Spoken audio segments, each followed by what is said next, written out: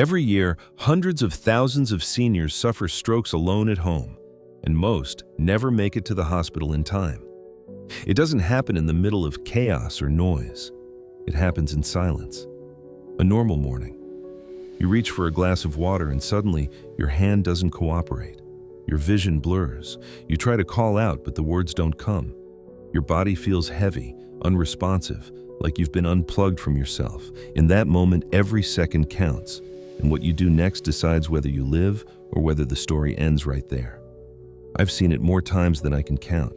After 30 years in emergency medicine, one truth never changes. The people who survive a stroke alone aren't the ones with luck. They're the ones who know what to do before it happens. They understand the signals, they act fast, and they don't waste time hoping it will pass. Those are the seconds that save lives. That's why I need to tell you this. Because no matter your health, no matter how careful you've been, strokes can strike without warning. Even in people who exercise, who eat right, who feel fine. I've treated patients who walked into the ER on their own feet, and others who were found too late, minutes or hours after collapsing in their homes. The difference between them often came down to a single choice, knowing what to do when help isn't there yet. If you live alone or spend parts of the day by yourself, you need to hear this, because you may not have someone to notice the signs for you. You may not have anyone to dial that phone, but you do have time if you act immediately. That window, those first 5 minutes, are everything. Within them, your brain is crying for oxygen, for blood flow, for action. Every delay costs function. Every hesitation costs memory, movement, independence, sometimes life itself. But here's the hopeful part. Surviving a stroke doesn't require medical training.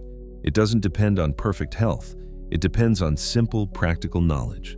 Steps anyone can take, no matter your age, your condition, or where you live. I've seen 80-year-olds walk out of the hospital with full recovery because they did the right thing in the first few minutes. I've seen others lose their speech, mobility, and independence forever because they waited too long, thinking it was just fatigue. That's what this video is about. I'm not here to scare you. I'm here to give you a plan. A real, medically sound, life-saving plan you can use right now, even if you're completely alone when it happens. Because the truth is, no one expects it. But those who prepare, survive. In this video, I'll share the 7 steps that could save your life during a stroke. These aren't theories or internet myths. They're the same steps we teach in hospitals and rehabilitation centers. They come from real stories of survival, from people who faced those terrifying moments and lived to tell about it. And by the time we're done, you'll know exactly what to do, from the first sign to the moment help arrives. If you've ever felt that sudden dizziness, that strange numbness in your face or hand, or that confusion where words seem stuck on your tongue, don't ignore it. Those aren't random. Those are warning shots. Your body isn't betraying you. It's trying to alert you. And what you do in that moment will decide everything that follows. I remember one man, 72 years old, a retired teacher. He lived alone, active, healthy, never smoked, rarely missed a morning walk.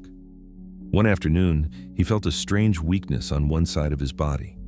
Instead of calling for help, he lay down to rest. When his daughter found him hours later, the damage was permanent. He couldn't speak. He couldn't walk. He had known the signs, but thought it was temporary. That hesitation, that moment of denial, is the single most dangerous response a person can have. But I've also seen the opposite. A 68-year-old woman noticed her coffee cup slipping from her hand. Her speech faltered. Instead of waiting, she used her phone's voice command to call emergency services immediately. She unlocked her door, lay on her side, and waited. Paramedics arrived within 10 minutes. That decision, that quick action, saved her brain, her body, her independence. She was back on her feet within weeks. Those are the 2 paths, and the only difference between them is knowledge. You can't control when or where a stroke happens, but you can control your response. And that control can mean the difference between a temporary scare and a lifetime of loss.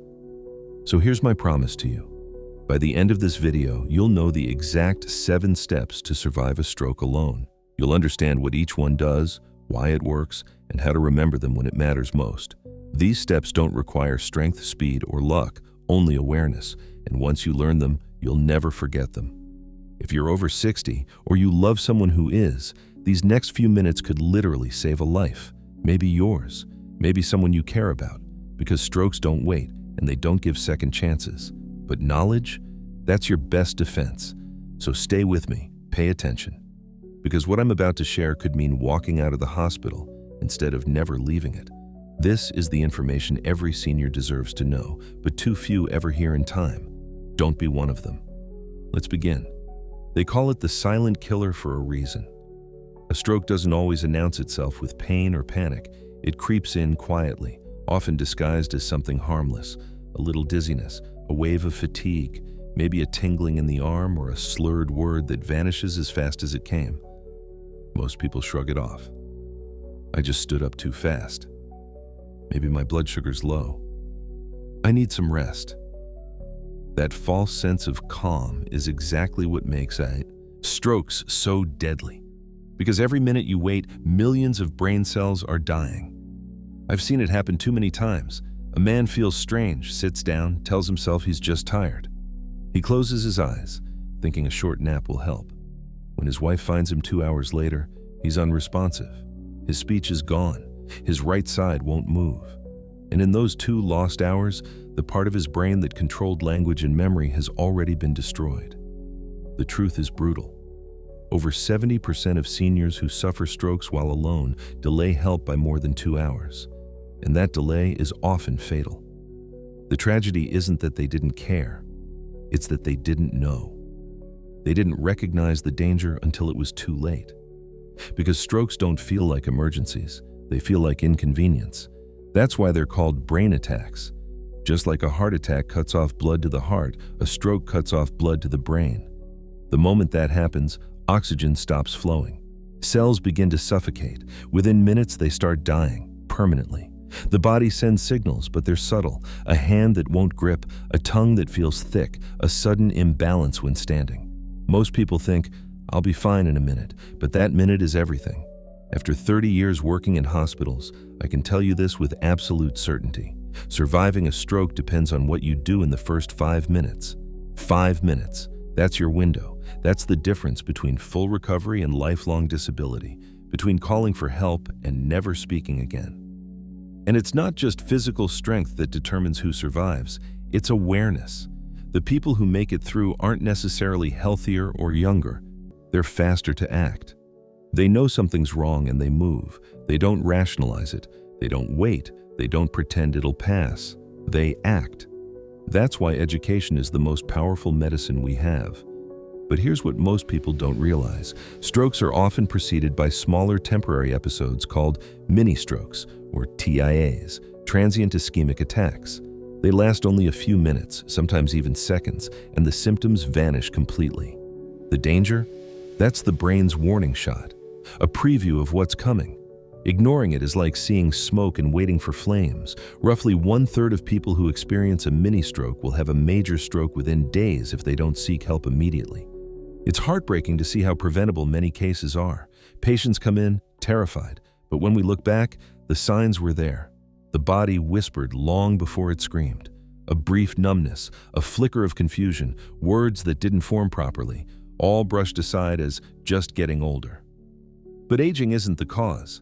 It's circulation, pressure, and the tiny blood vessels that feed the brain slowly clogging, narrowing, or bursting. Imagine the brain as a city of lights. Every thought, every movement, every memory is powered by tiny electrical circuits. A stroke is like a sudden blackout. Parts of the city go dark. Some sections flicker back if power is restored quickly. Others are lost forever, and the longer you wait, the larger the darkness grows. I've stood beside families in hospital corridors as they ask the same painful question, what if we had called sooner? That question echoes through every emergency department I've ever worked in, and the truth hurts, because the answer is almost always, it could have changed everything. But here's where I want you to focus. This doesn't have to happen. You have power over this. You don't need fancy machines or medical degrees. You don't need to understand anatomy or memorize complex terms. You just need awareness and action. Knowing the early signs, keeping your phone within reach, unlocking the door. These are the small, simple choices that save lives.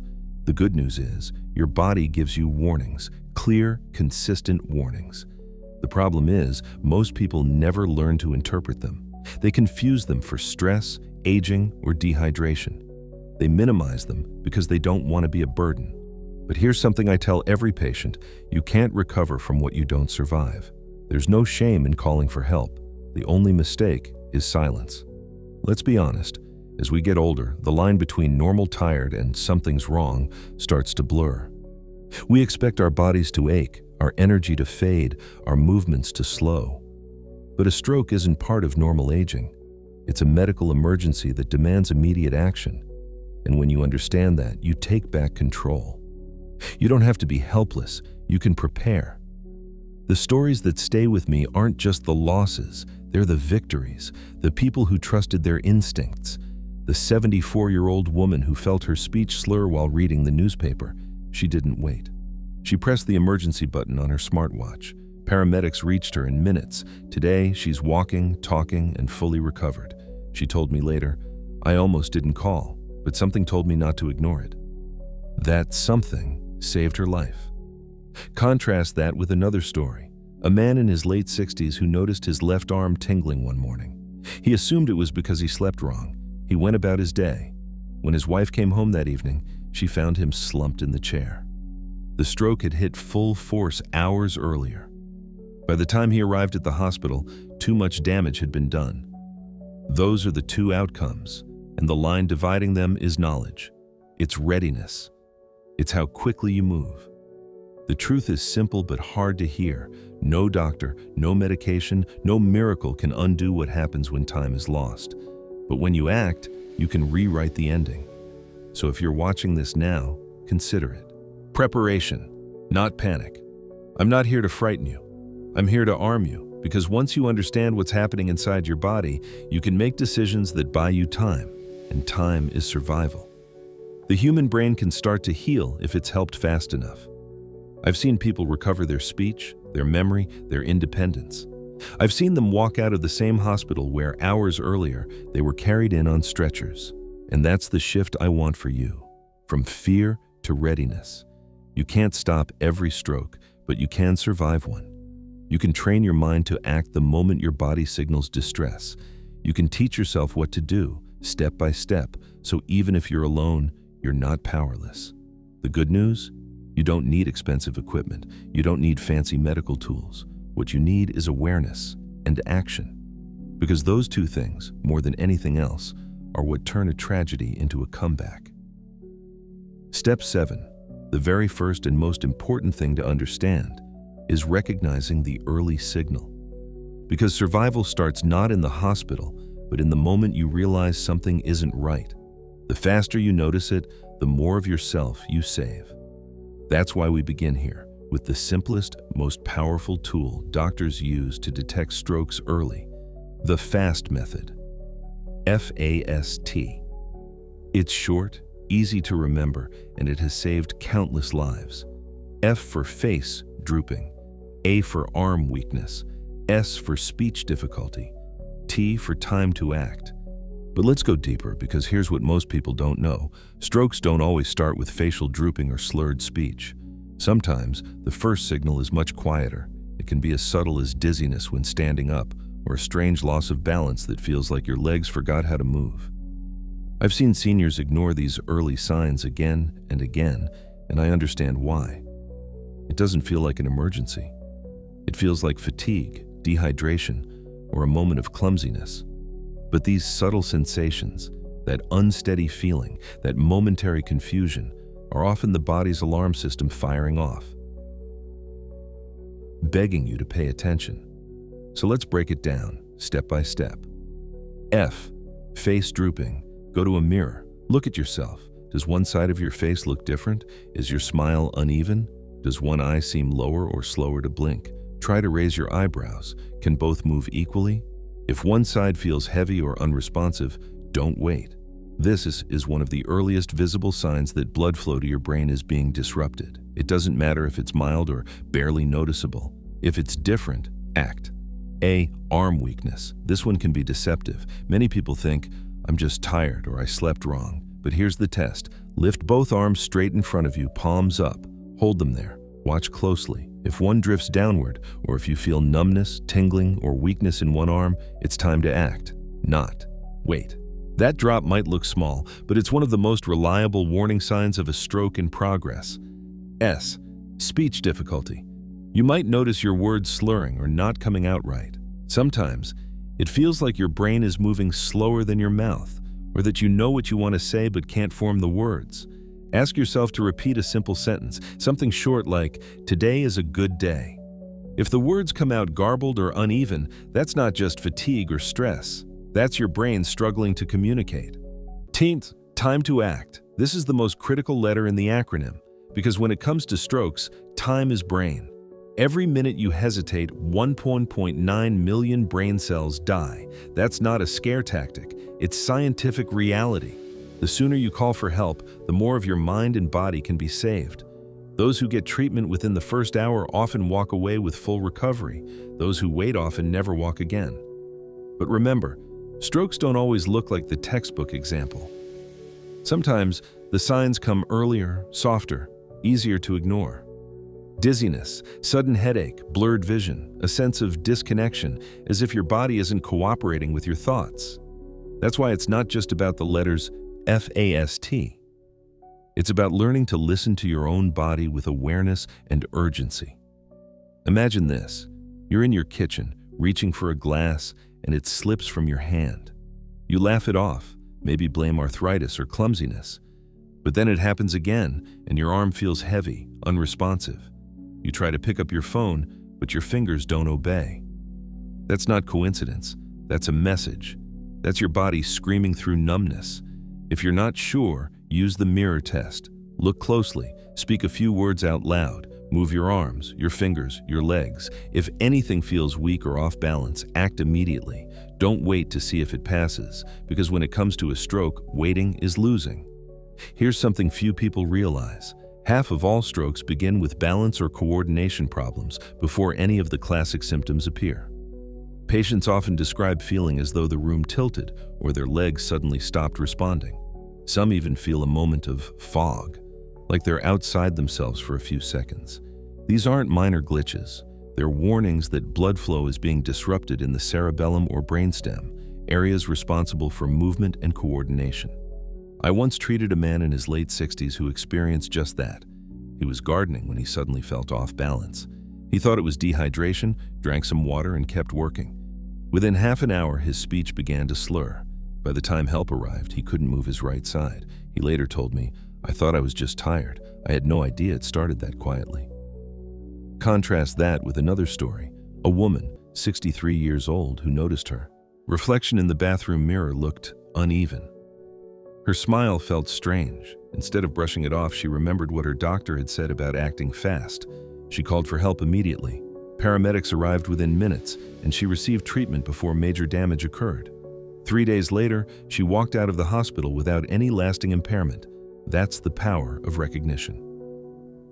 The people who spot the signs early survive twice as often. It's not luck, it's awareness. It's noticing what most people ignore. Here's another trick I teach patients. If you ever feel off, grab a small object, a pen, a toothbrush, anything, and try to pick it up with both hands. If one hand hesitates or drops it, take that as a signal. Or stand near a wall and try to touch it with both hands evenly.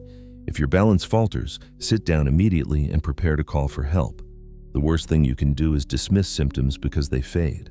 Many people experience what's called a transient ischemic attack, a temporary blockage that clears up within minutes. The danger? It's a warning shot. 1 out of 3 people who experience a TIA will have a full stroke within days. If you feel symptoms, even briefly, treat it as an emergency every single time. And I'll say it again, because it matters more than anything else. Those who recognize it early survive twice as often. Twice, because they get oxygen to the brain while it still matters. They get treatment before irreversible damage sets in. So remember this, you don't need to panic, but you do need to act. When something feels off, your face, your arm, your speech, your balance, don't wait to see if it gets better. Don't assume it's age or fatigue. Those seconds are sacred. Use them. Check your face, move your arms, speak out loud, look for symmetry, and if anything feels wrong, call for help immediately. That's step 7, the foundation of survival. It's not complicated. It's not medical jargon. It's awareness, attention, and courage to act. And as simple as it sounds, that one decision to notice and respond is the reason thousands of people get to walk again, talk again, and live again. Step 6 is about preparation, the kind that doesn't start in an emergency room, but in your living room, your bedroom, and your phone settings. Because when a stroke strikes, you won't have time to think, search, or fumble. You'll have seconds, and every second you save buys your brain more life. It's that simple. Once blood flow is cut off, brain cells begin dying almost immediately. Roughly 2 million neurons every single minute. You can't get those back, but what you can do is make sure those minutes count for something. The most powerful tool you have in those first few moments isn't medicine. It's your plan, a clear, practiced system that turns panic into action. Because when fear hits, your mind narrows. You don't think logically, you react. And if you've prepared the reaction ahead of time, you don't have to think, you just act.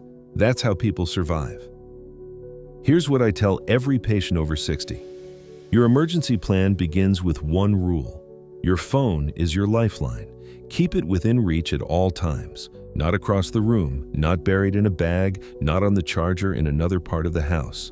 Within reach. Whether it's on the nightstand, the kitchen counter, or clipped to your pocket, that small piece of technology is your bridge between life and death. You should be able to reach it with one hand, even if the other doesn't move. Set up a voice command right now. Hey Siri, call 911. Or, OK Google, call emergency services. Test it. Make sure it works. Because when a stroke hits, you may not be able to press numbers or unlock a screen. Your speech may slur, but even partial words can trigger a response. I've seen it save lives more times than I can count. Next, set up emergency contacts, not just one, but at least 2. Label them clearly. Emergency 1, daughter, Emergency 2, neighbor, or Emergency 3, local EMS. You want responders or bystanders to know exactly who to call if they find you. On smartphones, there's an option to display emergency medical information even when the screen is locked. Fill it out. Add your name, age, address, medical conditions, allergies, medications, and blood type. These details matter more than most people realize. Paramedics look for them immediately when they arrive. Print a copy of this same information and tape it near your phone, your fridge, or your front door, places rescuers always check. Include your doctor's number and the name of someone who can make decisions if you can't. These small preparations may feel unnecessary when everything's fine, but in a crisis, they can save crucial minutes that determine how much of your brain and your independence survives. Let me tell you about a woman named Irene. She was 74, living alone, sharp as ever, independent, but aware of her risks. Her father had died of a stroke at 72, and she was determined not to repeat his fate. I met her during a community health class. She listened carefully as I explained how important those first few minutes are. She went home that day and did exactly what I told her to do, set up voice dialing, printed her medical info, and kept her phone by her bed. 3 months later, she woke up one morning and noticed something strange. Her left hand wouldn't move properly. Her mouth felt tight, but instead of panicking, she remembered the plan. She didn't try to walk. She didn't waste time wondering. She simply said, "Hey Siri, call 911." Within 6 minutes, paramedics were at her door. They gave her oxygen, started treatment, and rushed her to the hospital. She received a clot-busting medication within the golden hour, the critical first 60 minutes that can reverse brain damage. 2 weeks later, she walked out of the hospital fully recovered. When I visited her follow-up appointment, she smiled and said, "I didn't panic. I prepared." Those were her exact words. And that's why she's still walking today, still driving, still independent. That's what step 6 is about, not fear, but readiness. Because when you prepare, you take control away from chaos. You don't let confusion make decisions for you. You already know what to do. You already know who to call. It's human nature to assume we'll think clearly in emergencies, but we don't. When panic sets in, adrenaline floods the brain, short-circuiting logic. Hands shake, thoughts blur. That's why you need to make these decisions before anything happens. Preparation gives you muscle memory. It turns survival into instinct. And here's something else few people think about. Your phone isn't the only tool you can use. There are simple, affordable devices designed for seniors who live alone, wearable alarms, medical alert pendants, and smartwatches that can detect falls or sudden changes in heart rate. Some can even sense if you've stopped moving and automatically alert emergency services. These tools aren't luxuries, they're lifelines. If you wear one, make sure it's comfortable enough to keep on day and night, because emergencies don't follow schedules. Many strokes happen early in the morning or late at night when people are most vulnerable. I've seen cases where the difference between survival and tragedy came down to whether someone had their phone or alert device nearby. Let me make this clear. You cannot over-prepare for a stroke. The worst-case scenario is never using your plan. The best-case scenario is it saves your life. So start now. Write down your emergency contacts, print your medical info, set up voice dialing, practice saying the command out loud, unlock your front door every morning when you're alone. It allows rescuers in if you collapse. These are the actions that buy you time, and in a stroke, time is oxygen. I've met too many families who said, "We never thought it would happen to us." And I've met others who said, "Thank God we practiced." One family told me their mother, 79 years old, had a stroke in her kitchen. She couldn't move her right side, but she'd kept her phone on the counter and used her voice to call her son. He reached her in minutes, and she made a full recovery. When I spoke to her later, she laughed softly and said, "I didn't have to think, I just did what you told us." That's the mindset you need. Calm, prepared, decisive. Fear fades when action begins. So here's your checklist for step 6. Keep your phone within reach at all times. Activate voice command for emergency calls. Save 2 or more contacts labeled emergency. Print and display your medical info clearly. Consider wearing a medical alert device. Unlock your door if you feel symptoms coming on. Because when it happens, and it can happen to anyone, there won't be time to think. There will only be time to act. And remember Irene's words, the ones that sum up this entire step. She didn't panic, she prepared. That's not just a quote. That's the difference between being found and being saved. Step 5 and 4, the lifeline moves. These are the actions that keep you conscious and alive while help is on the way. They don't require strength, equipment, or training, just presence of mind. In those first few minutes after a stroke, your body is fighting for balance. Your blood pressure shifts, oxygen drops, and your coordination fades. What you do in those seconds can mean the difference between staying conscious or losing control before rescuers arrive. Let's start with step 5. Position. If you ever feel a stroke coming on, dizziness, numbness, weakness, slurred speech, the first thing you must do is sit or lie down immediately. Don't try to walk. Don't try to reach for anything across the room. Every step increases the risk of falling and causing additional injury. Sit down safely wherever you are. If you're in a chair, stabilize yourself. If you can, move to the floor and lie on your stronger side, the one that still feels normal.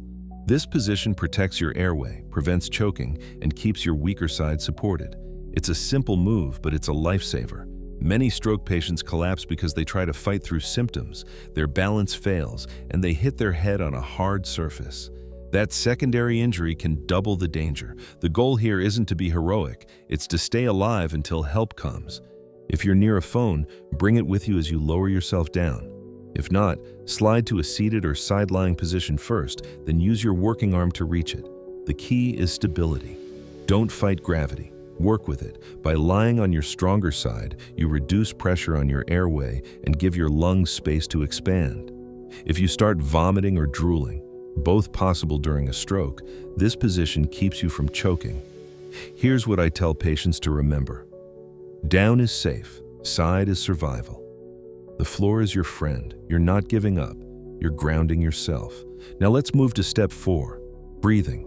Once you're down and stable, your next priority is oxygen. Your brain is under attack. Parts of it are being starved of blood flow. Every breath you take now becomes fuel for survival. Oxygen is what keeps the remaining brain cells alive while you wait for help. Think of your breath as your brain's backup battery. The steadier and deeper it is, the longer your body can hold out. This isn't just metaphor, it's medical fact. A 2021 review by the Stroke Foundation of Australia analyzed more than 200 cases of out-of-hospital stroke incidents. They found that patients who managed to stay calm and control their breathing before paramedics arrived had significantly higher survival rates and less severe neurological damage. The difference came down to oxygen flow. When panic sets in, breathing becomes shallow and erratic. That deprives the brain of what little oxygen it still has. But those who slowed their breath, even in fear, gave themselves more time. So how do you do it? Simple. As soon as you're in position, close your eyes and focus on your breathing. In through your nose, slow and steady. Out through your mouth, longer than the inhale. Don't force it, don't hold it. Just breathe deliberately. 4 seconds in, 6 seconds out. If you can't manage deep breaths, small steady ones are still good. The goal is rhythm. Consistent oxygen intake, not gasping. You may feel your heart racing, your body trembling, your mind spiraling. That's normal. The key is to redirect your attention to the one thing you can control: your breath. Every slow breath tells your nervous system to stabilize. It slows your heart rate, keeps your airway open, and preserves consciousness. There's a reason hospitals teach stroke patients relaxation breathing techniques even after recovery, because oxygen regulation is one of the brain's most powerful allies. In those critical moments, your breath buys time for the ambulance to arrive. I remember a man named Thomas, 68 years old, who lived alone in a rural area. He suffered a stroke while reading in his living room. He told me later that he remembered 3 things from his last doctor visit. Don't get up, breathe slow, call fast. When the stroke hit, his left arm went numb. He immediately sat down on the carpet, leaned to his right side, and focused on breathing, in through the nose, out through the mouth, while using his right hand to call for help. By the time paramedics arrived 20 minutes later, he was conscious, alert, and able to speak. The scans showed moderate damage, but not nearly as severe as expected. The doctor in the emergency department said the same thing I've told you. His breathing kept him alive. When you're in crisis, fear takes over. You might feel a wave of panic, your thoughts scatter, your chest tightens. That's why this step matters so much. Your breath is the one tool you can always control. The more you focus on it, the more control you reclaim. Here's the rule of thumb I teach every patient. If you can't move, breathe.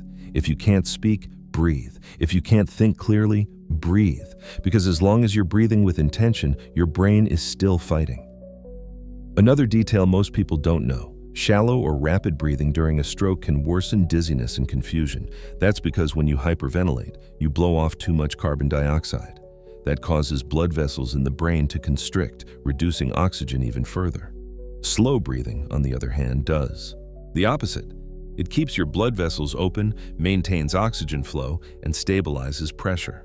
So when you're down on your stronger side, take those deliberate breaths. Count them if it helps. 1, 2, 3, 4 in. 1, 2, 3, 4, 5, 6 out. Each breath is a message to your body: I'm still here, I'm still fighting. Now, let's put both steps together, position and breathing, because they work as a pair. 1. Get low and lie on your stronger side. This prevents falls, choking, or additional trauma. 2. Control your breathing immediately. Slow, deep, deliberate. Oxygen is your ally. 3. Stay as still as possible. Movement can worsen dizziness or cause blood pressure to spike. 4. If you can, loosen tight clothing around your chest and neck. Give your lungs room to expand. 5. Focus your mind on the sound and rhythm of your breath. It keeps panic from taking over. This is your survival posture, so calm, controlled, oxygenated. It's not dramatic, it's not complicated, but it's what keeps you alive long enough for professionals to take over. When the brain is injured, the simplest actions make the biggest difference. You don't need perfect technique. You don't even need full consciousness. Just start breathing, slowly and steadily. The body knows what to do once it has oxygen. I can't tell you how many times I've seen people arrive at the hospital in terrible condition simply because they collapsed upright, cutting off their own airway, or because they hyperventilated in panic, worsening the crisis. And I've seen others, calm, deliberate, lying on their side, breathing evenly, come in stable, coherent, and ready for treatment. You can't always stop a stroke, but you can stop it from getting worse. That's what steps 5 and 4 are about, creating space for survival, and it doesn't just help in the moment. Studies from the American Stroke Association have shown that patients who practice slow breathing before and after an event had lower rates of brain tissue damage, faster recovery, and improved memory retention months later. The reason is simple: oxygen heals. It's the bridge between crisis and recovery. So remember, when it hits, don't fight, don't run, don't freeze. Get low. Roll gently onto your stronger side. Control your breath, because every steady inhale is a message of survival, and every slow exhale is one more second of life you've just earned. If you take only one thing from this step, let it be this: your body can survive longer than you think, if you help it breathe. Step 3. Unlock the door and signal for help. It sounds almost too simple, but this one small act has saved countless lives, and the lack of it has cost just as many. When a stroke hits, time becomes your enemy. You can do everything right. Recognize the symptoms, call for help, sit down safely. But if paramedics can't reach you, those precious minutes slip away. And in EMPOD, stroke, every minute lost equals millions of brain cells gone. It's something few people think about. We're taught to call 911, to stay calm, to breathe, but almost no one talks about what happens when emergency responders arrive and can't get inside. Doors locked, windows sealed, curtains drawn, and inside a person waiting, conscious but trapped. I've seen this firsthand. A locked door can turn a treatable stroke into a fatal one. So here's the rule. If you ever feel something's wrong, even slightly wrong, unlock your front door immediately. Don't wait for confirmation. Don't wait to see if it passes. Do it first. Make it part of your automatic response. Because once symptoms start, mobility drops fast. Within minutes, your strength, coordination, or speech may fail. But if you've already unlocked the door, you've given rescuers a clear path to reach you.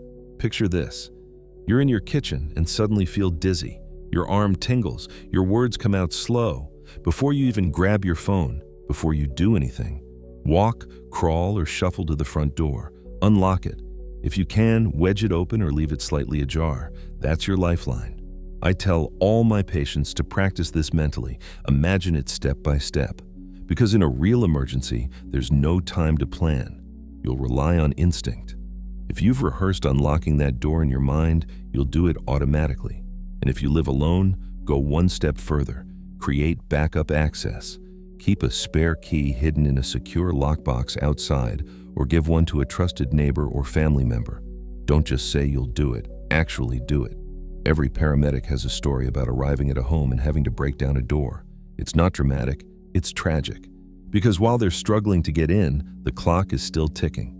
Now, let's talk about signaling for help. Because sometimes calling 911 isn't enough. What if your speech slurs or your phone slips from your hand? That's where technology can save your life. Medical alert devices and smartwatches aren't just gadgets, they're modern-day lifelines. The latest models can detect falls, sense irregular heart rhythms, and even recognize when your movement suddenly stops. All automatic. If that happens, they alert emergency contacts or send your location directly to responders. You don't have to press anything. It happens on its own. If you live alone, this is not a luxury. It's essential. Whether it's a pendant around your neck or a band on your wrist, choose one that works for you. Make sure it stays on, even at night. Too many people take them off before bed, not realizing most strokes happen early in the morning. And if you don't have a device, think about low-tech alternatives. A simple whistle or loud alert bell within reach of your bed can make all the difference. If you live in an apartment, knocking or shouting might alert a neighbor. Noise is your soe. Friend, use it. I remember one man, 72 years old, named Harold. He lived alone in a quiet suburban neighborhood. One morning, while making tea, he suddenly felt his left leg go numb. He knew what it was. He had watched his brother go through the same thing years before. He didn't panic. He didn't waste time searching for his phone. The first thing he did was unlock his front door. Then he grabbed his phone from the counter, used his right hand to call 911 and said 3 words. "Stroke, please hurry." By the time paramedics arrived, he could barely move his arm, but they didn't waste a second. The door was already open.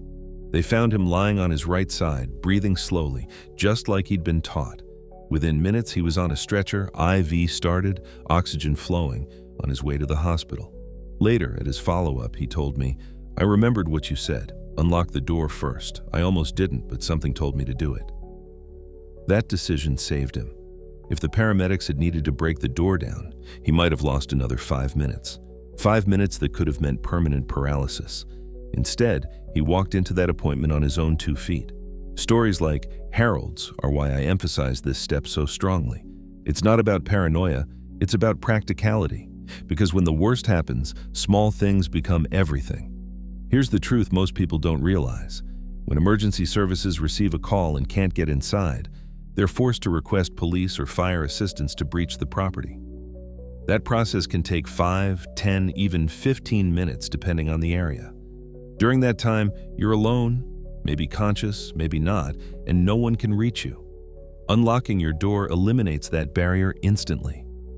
It's the fastest, simplest way to make sure the help you've called for can actually reach you. And if you worry about security, there are smart locks designed for exactly this. You can set up an emergency code shared only with family or emergency responders. Some systems even allow remote unlocking via phone app, so if you lose mobility, a family member can open it for the paramedics. Preparation is peace of mind. Once you set it up, you'll never have to think about it again. Let's summarize what you can do right now to make sure Step 3 is ready before you ever need it. 1. Practice unlocking your door first. If you feel unsteady, make that your first instinct. 2. Keep your key in a place that's easy to reach. Avoid keychains or hooks that require fine motor control. 3. Give a trusted neighbor or family member a spare. They can act fast if you're unresponsive. 4. Use a lockbox. It's discreet, safe, and accessible to responders if needed. 5. Consider smart locks or medical alert systems. They remove the physical barrier entirely. 6. Keep an audible alert nearby. Whistle, horn, or alarm, anything that makes noise if you can't speak. Now imagine this. You've just recognized the early signs. Your face feels strange. One arm won't lift. Your words stumble. You sit down safely, lie on your stronger side, focus on breathing. Then, with whatever strength remains, you reach the door and unlock it. You've just created a path for life to reach you. In that moment, you've done more than most people ever do. You've made yourself findable, treatable, savable. Because in the middle of chaos, help doesn't just need to be called, it needs a way in. I'll never forget another case from years ago. A woman named Florence, 81, lived in a small brick house at the end of a cul-de-sac. She suffered a stroke early one morning while getting dressed. She managed to call 911, but her front door was locked. It took responders 12 minutes to force entry. When they reached her, she was unconscious. She survived, but her recovery was long and difficult. Later, she told me with tears in her eyes, "If I'd known to open that door first, I might still have my speech." That one sentence became a lesson I share with every senior I meet. Never assume help can reach you. Make sure of it. So the next time you feel dizzy, weak, or off, remember the sequence. Recognize the signs. Call for help. Get low. Breathe. And before you lose strength, unlock the door. Because Step 3 isn't just a precaution. It's an invitation for life to find you before it's too late. Step 2. Stay conscious. Stay focused. If the first steps are about preparing your body, this one is about protecting your mind. Because in the chaos of a stroke, your greatest weapon isn't your strength, it's your awareness. Staying conscious keeps you connected to life, to time, and to help that's on its way. Lose that connection, and everything becomes harder for you, for rescuers, for recovery. Here's the truth that doesn't make the headlines. Many stroke victims who survive don't do so because of luck or fast rescue. They survive because they refuse to let go. They stayed conscious. They fought to stay awake, to stay aware, even as their body tried to shut down. And that fight buys time. It keeps oxygen flowing, it keeps the heart steady, and it keeps the brain active just long enough for help to arrive. So how do you do it? How do you keep your mind awake when your body is failing? You focus, you engage, you anchor yourself to something. Your breath, your name, your surroundings, anything that gives your mind a target. I've spoken to countless survivors over the years, and their stories all share one thread. They fought to stay awake. Some repeated their names out loud over and over. "My name is Ellen, my name is Ellen," clinging to that sound like a lifeline. Others counted their breaths. One man told me he kept whispering the number of seconds between each inhale and exhale. 1, 2, 3. He said it gave his mind something to hold on to. That's the power of focus. When panic rises, focus brings order. It stops fear from taking over. Because panic is your real enemy here. When the brain is under stress, fear floods the body with adrenaline. That surge can raise your blood pressure, constrict blood vessels, and worsen damage. The key is to redirect that energy. Turn panic into purpose. Tell yourself what's happening. Speak it out loud if you can. "I'm having a stroke. Help is coming. I'm breathing. I'm alive." These words aren't just comfort. They're strategy. They keep your higher brain functions online, the same ones that start to fade when oxygen drops. It's like lighting small candles in a dark room. Each word keeps one part of your mind awake a little longer.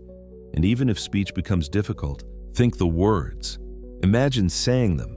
Visualization activates the same brain regions as speaking, and that activity helps sustain awareness. Now, here's something most people don't know.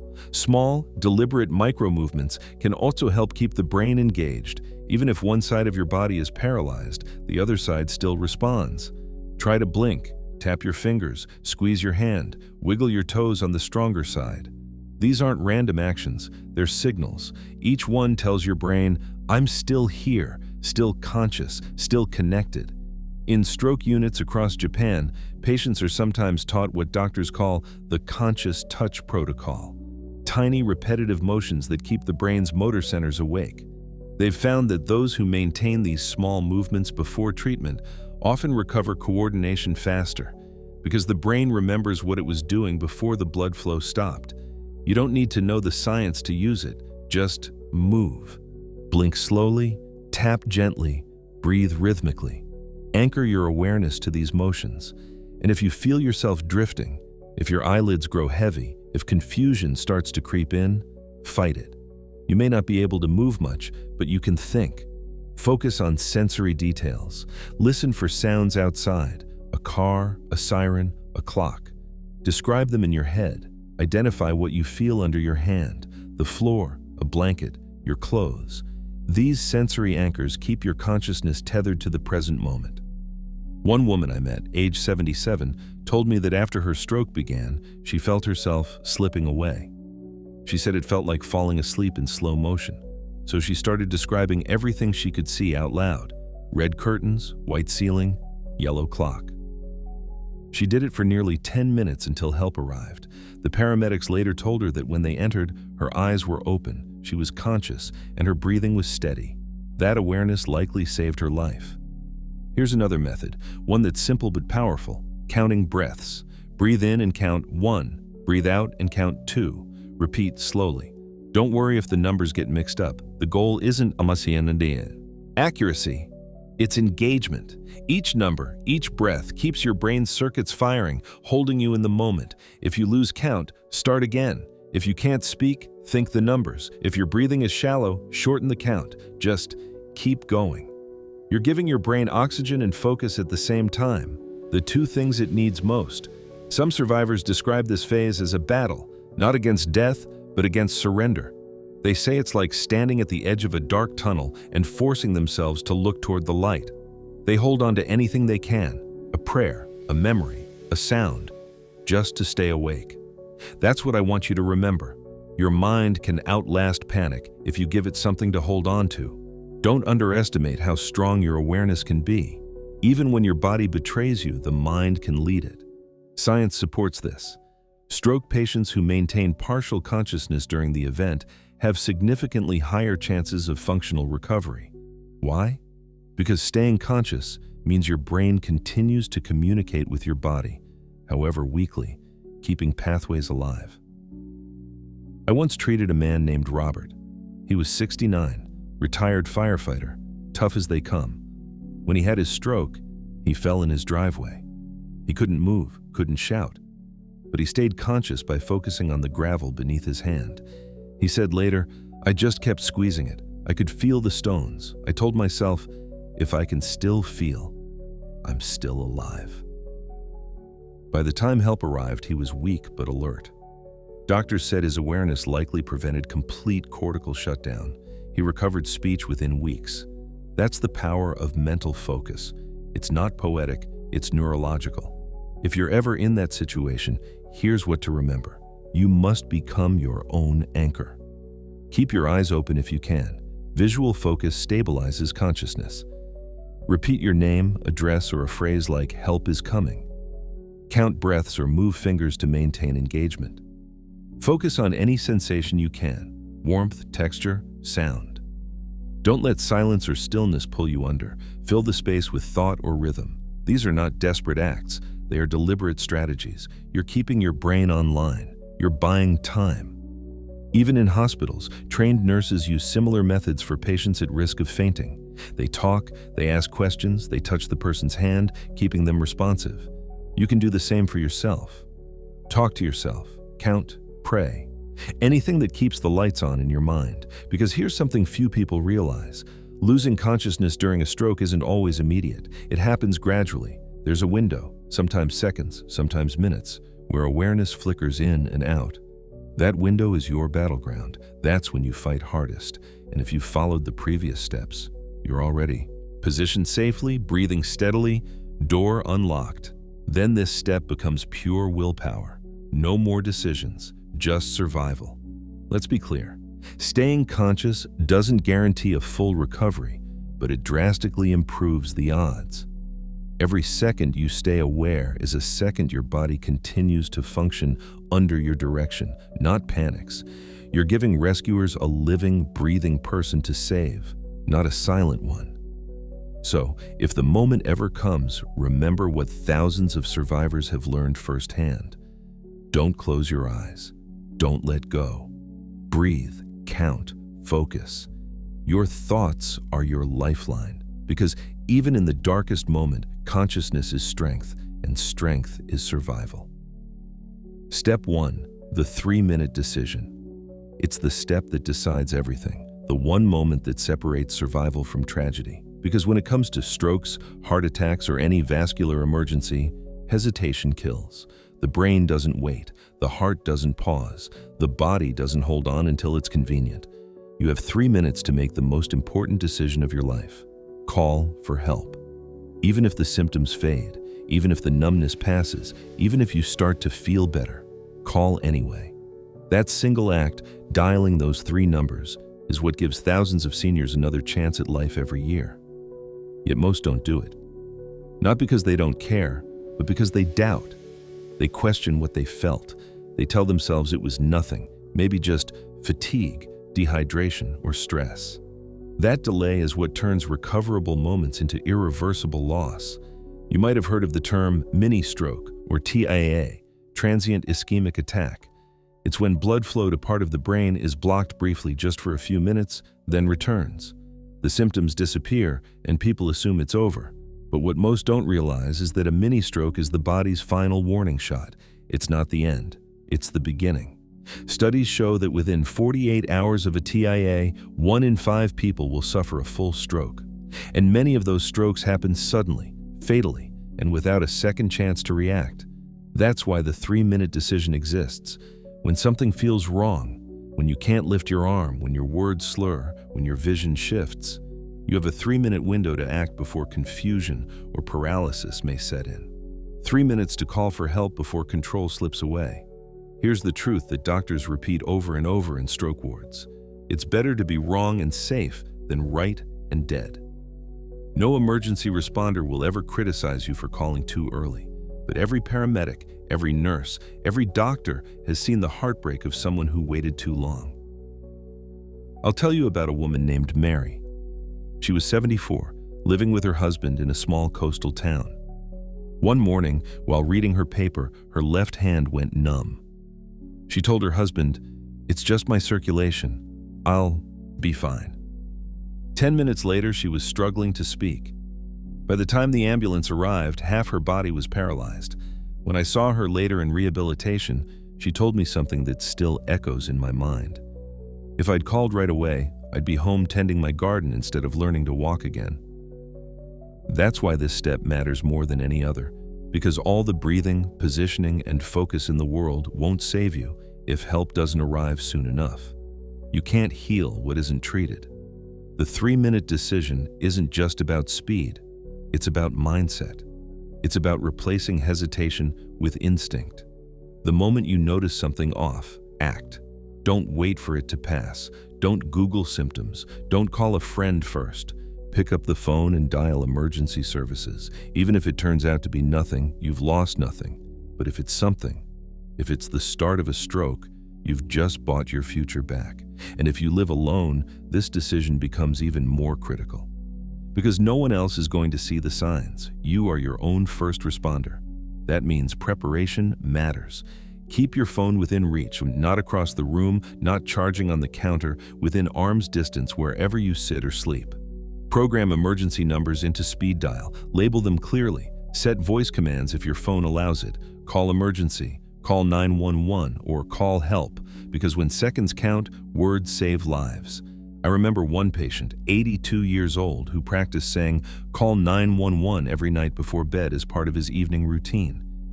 His wife thought it was silly, until one morning when he slurred those exact words before collapsing. The phone recognized his command, the call went through, and paramedics arrived in 6 minutes. They reversed his stroke before permanent damage set in. He's 90 now, still walking, still gardening, still living proof that practice saves lives.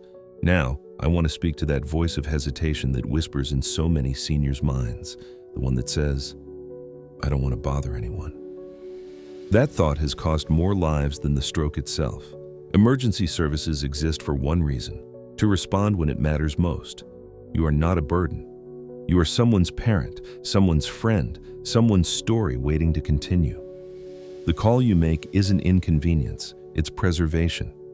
Because the difference between life and death isn't usually medicine, it's timing. Doctors can reverse damage, paramedics can restart hearts, but none of it matters if they arrive too late. The first 3 minutes decide the next 30 years. That's the reality behind this entire video. Every step, every ritual, every warning comes down to those few moments of decision. Recognize the signs. Act without hesitation. Breathe, focus, and open the door for life to reach you. Everything else depends on that. The science is undeniable. According to the American Heart Association, stroke patients who receive medical attention within the first hour are up to 3 times more likely to walk independently again. But that hour starts the moment the first symptom appears. You don't get to rewind it later. You can't buy it back. Once it's gone, it's gone. So make this your personal rule. If you ever think, "Should I call?" You already should have. Don't leave it to chance. Don't wait for it to get worse. Don't wait for the next one, because the next one could be the one that ends everything. I've seen people walk out of hospitals after massive strokes simply because they made the call within minutes, and I've seen others who waited, who brushed it off, and never spoke again. It's that close. Let me say it plainly. Mini strokes are warnings. If you wait, the next one could be fatal. That moment of choice isn't just about survival. It's about reclaiming your future. It's about buying back the days you haven't lived yet, the birthdays you haven't celebrated, the mornings you haven't seen.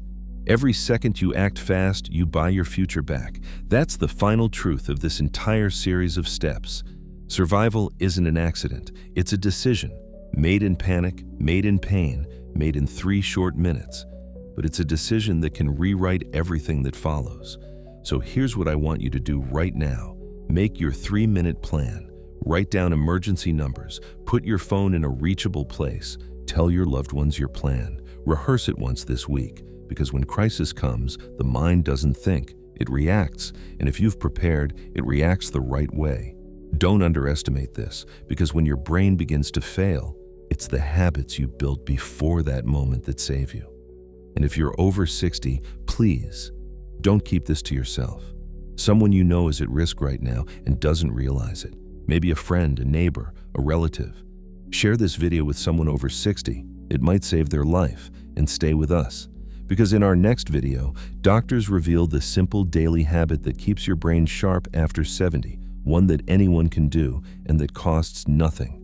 You've just learned how to survive a stroke alone. Next time, you'll learn how to prevent one. Until then, remember this: you don't get to choose when a crisis comes, but you do get to choose how you respond, and that choice could save your life.